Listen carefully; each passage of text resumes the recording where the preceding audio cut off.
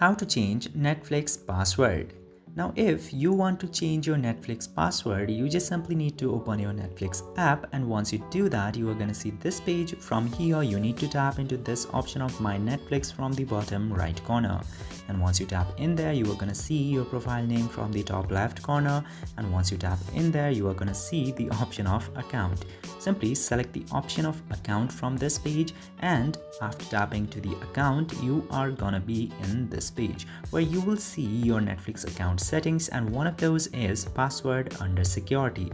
Tap to password, and once you tap in the password, in order to change it, just simply enter your current password in the very upper box and enter your new password that you want to change to in the second box, and repeat the same password in the third box.